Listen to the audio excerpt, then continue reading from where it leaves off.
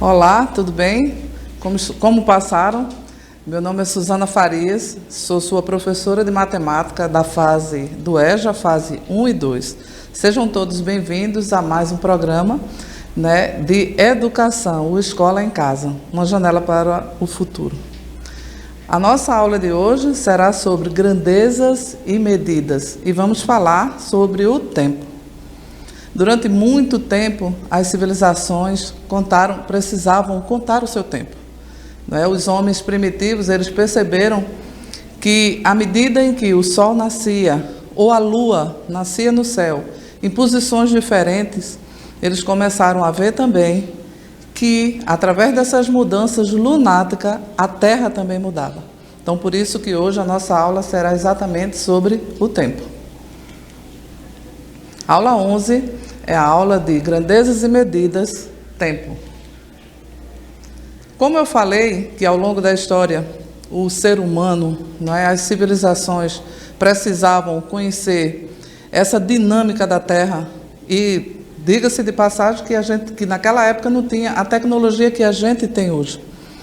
Hoje nós acumulamos conhecimento que ao longo do tempo foi passado para a gente. Mas a gente pode pensar, e como foi no início da vida na Terra, quando o homem detinha de poucas tecnologias? Muitas vezes a gente usa o termo tecnologia sempre se referindo a coisas ligadas à internet, computadores, máquinas, mas a gente precisa entender que até um simples pedaço de pedra que o homem afinou a ponta e usava para cortar os animais quando caçava, já era um instrumento tecnológico. Então, todas as vezes que o ser humano cria algo para facilitar a sua vida, isso é tecnologia. Como, por exemplo, a invenção da roda. A roda era e foi um instrumento tecnológico muito importante. E a gente vê que até hoje nós usamos círculos, E na matemática é o que mais a gente estuda, é exatamente sobre as formas geométricas. E hoje a gente traz essa medida do tempo. Então, durante o tempo, os anos, os homens perceberam que em determinada fase da vida, rios tinham enchentes, marés, elas subiam e desciam. A parte do mar, ela adiantava mais para a terra, outras elas recuavam. E com isso, os homens e as mulheres daquela época foram percebendo que, à medida que o tempo passava, e isso eles registravam em pedras, no chão, foi vendo que, à medida em que o tempo mudava, as estações ou o tempo da Terra também mudava. Então, por isso, a gente começa a estudar sobre essas questões de dia e noite, ano, primavera, outono, verão e inverno. E isso é medida de tempo. Mas como fazer para medir o tempo e entender que é um ciclo, que ele hoje acontece de uma forma e daqui a um tempo ele se repete. Então aí os homens começaram a criar registro para entender melhor como se dava essa contagem de tempo. Vamos lá. Quando eles começaram a fazer esses registros sobre a contagem de tempo, eles começaram também a tomar decisões sobre suas vidas, como, por exemplo, o lugar onde morar, aonde construir e o tempo de plantar. E ainda tinha o tempo de plantar determinados alimentos. Hoje, a gente sabe, aqui quem mora nos centros urbanos, quando a gente precisa de determinado alimento, nós vamos ao supermercado, a barraca de seu Zé, nós vamos à quitandaria, mas naquela época, as civilizações necessitavam plantar e colher no tempo certo. Se é o tempo certo, como medir esse tempo certo? Então, eles começaram a criar instrumentos para essa medição de tempo. Esses instrumentos garantiam para ele não só o tempo certo de plantio, mas também o tempo certo de colheita. A gente sabe também que durante essas civilizações antigas, os homens e as mulheres, eles viviam em determinado ambiente e que depois mudavam para outro local à medida em que haviam enchentes ou alguma manifestação de insetos ou animais selvagens. Mas, quando o homem começou a perceber que em determinadas localidades as intempéries da natureza aconteciam em menor intensidade, eles passaram também a fixar suas moradias. E com essas moradias que eles fixaram, eles criaram ali os primeiros instrumentos para se manter no lugar. E aí a gente vê que os seres humanos começaram a adaptar-se ao tempo. Perceberam também que, se a gente observar o céu, nós vemos que a Lua, ela nasce de determinada forma ou em determinado local. Daí os homens começaram a fazer os primeiros registros de fase da Lua. Não é? Então, nós temos lua cheia, minguante, crescente e lua nova. Tudo isso é de acordo com o que os homens registravam. Vamos falar, né? A humanidade registrava. E à medida também que o sol nascia e se punha. Então, isso também começou a fazer essa contagem de tempo. Com a medida que as civilizações foram se aprimorando, as medidas em que civilizações foram se encontrando em diversas partes do mundo, essa tecnologia foi melhorada e ampliada. Então, percebeu-se que para cada fase do tempo, não é, existia o ano e agora meses e dias. Mas como a gente pode organizar isso na nossa mente? Meses e dias. Hoje, nós temos um calendário de semana em que a gente começa a trabalhar no segundo domingo, no segundo dia da semana. Por isso que a gente diz segunda-feira. Na verdade, o primeiro dia da semana é o domingo e o último dia é o sábado, o dia 7, não é isso? Mas aí a gente organizou as nossas vidas, então a maioria das pessoas, e vamos dizer as nossas aulas, né, para quem é estudante, sempre começa no segundo dia da semana, na segunda-feira. Mas como isso foi organizado? Não é? Como a semana foi organizada de sábado a domingo? Como isso se deu? Então, com o passar do tempo, os homens, não vamos falar em homens, né? Vamos dizer a humanidade, é porque sempre que a gente se refere à ciência, existe essa mania de dizer que é homem, mas é a humanidade, porque as mulheres estavam envolvidas ali também. Então, homens e mulheres. Então, a humanidade começou a perceber que os dias da semana poderiam ser contados dessa forma. Mas com que objeto eu poderia contar ou registrar esses dias?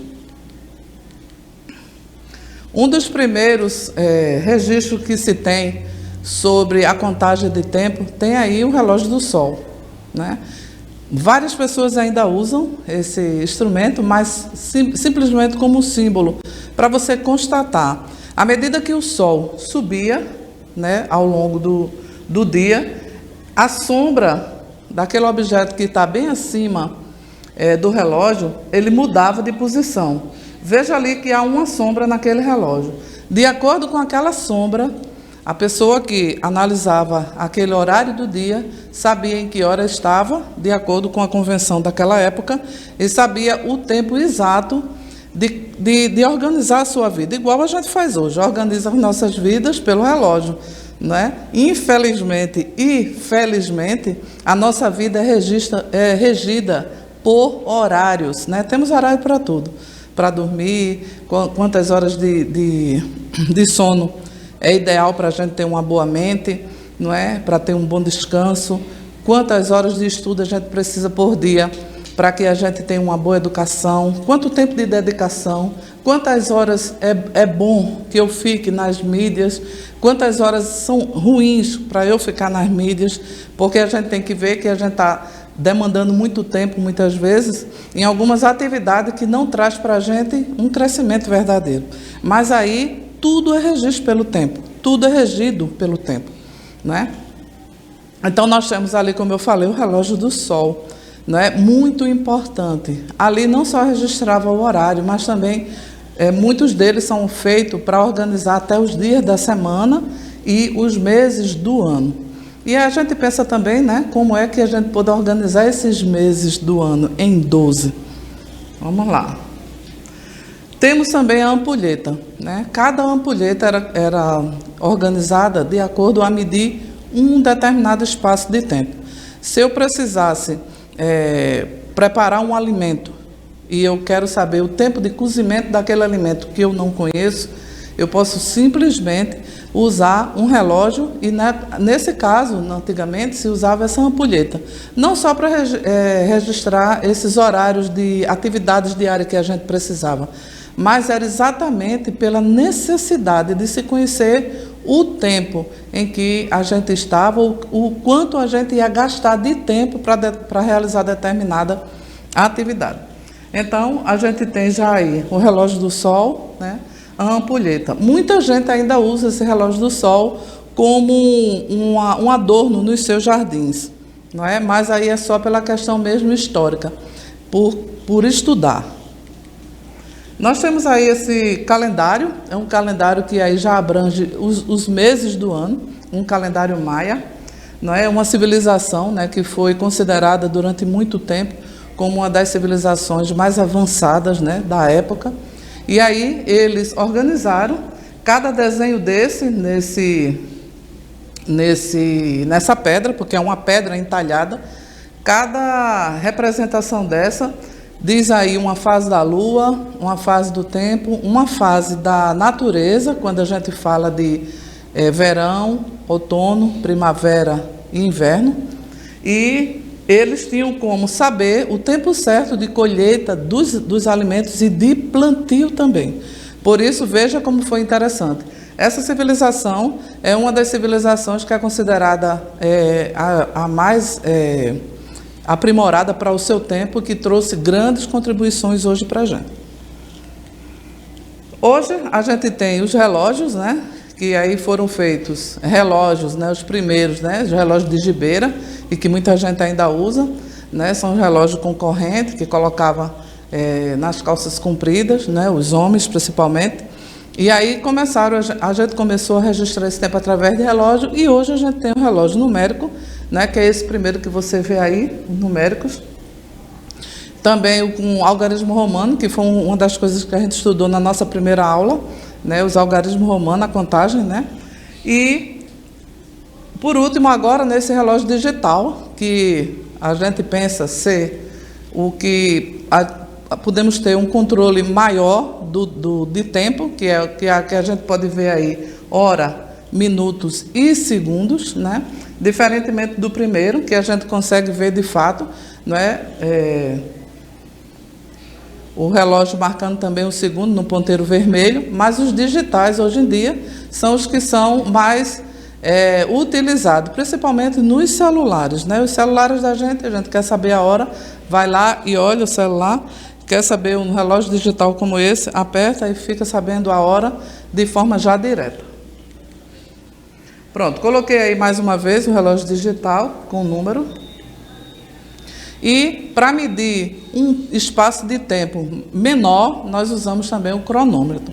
O cronômetro é um objeto, né, que a gente usa para contar as velocidades, né, dos atletas. A gente vê isso muito em corrida, né, a corrida de 100 metros, de 200 metros, a natação. Aquela medida de tempo em que os atletas se movimentam naquele espaço é medido através do cronômetro, que é uma base menor ainda do que a hora e o segundo. Vamos lá. 1 hora equivale a 60 minutos e 1 minuto equivale a 60 segundos. Veja ali o relógio digital mostrando isso. Os meses do ano são 12. E o total de dias dos meses do ano são 365 dias. Mas aí você me faz uma pergunta e claro que eu vou responder, né? E os anos chamados bissexto? E uma pessoa que nasce no dia 29 de fevereiro, ela só completa ano de 4 em 4 anos? Como é isso? Como é isso? Nós sabemos que o mês de fevereiro é um mês de 28 dias, né? Tem até uma piada que as pessoas dizem que é o mês que a mulher fala menos. Então, também é o mês que o professor fala menos, né? São 28 dias, mês de fevereiro. E aí, de 4 em 4 anos, esse mês de fevereiro, ele tem 29 dias. Mas aí, como é feito esse cálculo, né? Quem foi que inventou? Porque é que de 4 em 4 anos, o nosso calendário, o ano passa a ter 366 dias e não 365. Então, a gente vai entender aí. Para que a Terra para que a Terra tenha um ano, ela gira nesse movimento de translação, que é o giro que ela dá ao redor do Sol, que dura 365 dias. Mas lembra, esse giro que a Terra dá em torno do Sol não dura só 365 dias. Ela dura 365 dias, 5 horas e 48 minutos e ainda tem 46 segundos. Então, para a Terra girar ao redor do Sol, são 365 dias, 5 horas, 48 minutos e 46 segundos. Quando a gente soma esses restantes de hora, essas 5 horas, os 48 minutos, mais os 46 segundos, dá exatamente mais um dia. Então, de 4 em 4 anos, essa soma é feita. Isso quer dizer, então, que de 4 em 4 anos, a Terra, se juntar esse período de tempo de 4 anos, dá exatamente mais um dia. Então, tem essa questão do nosso calendário ser de 4 em 4 anos, ser bissexto. Ok? E aí a gente faz esse desafio, que eu pergunto qual é a sua idade, e aí você vai me responder em anos. E aí eu te digo. Então, se ela é em anos, agora transforma esse ano em dias. Como é o caso do aniversário de Paulista. Paulista tem 86 anos. Se a gente contar em dias, dá 31.390 dias. E você, quantos dias tem? Terminamos com o que diz o nosso querido Paulo Freire. Ele diz que não é no silêncio que os homens se fazem, mas na palavra, no trabalho, na ação, reflexão. Obrigada por hoje, obrigado por esse dia de hoje, obrigada por você estar aqui comigo e te peço, não desiste, vá em frente nos teus estudos. A EJA, fase 1 e 2, é muito importante para a vida escolar de qualquer adulto que deseja ir em frente nos seus estudos. Boa sorte e até a próxima.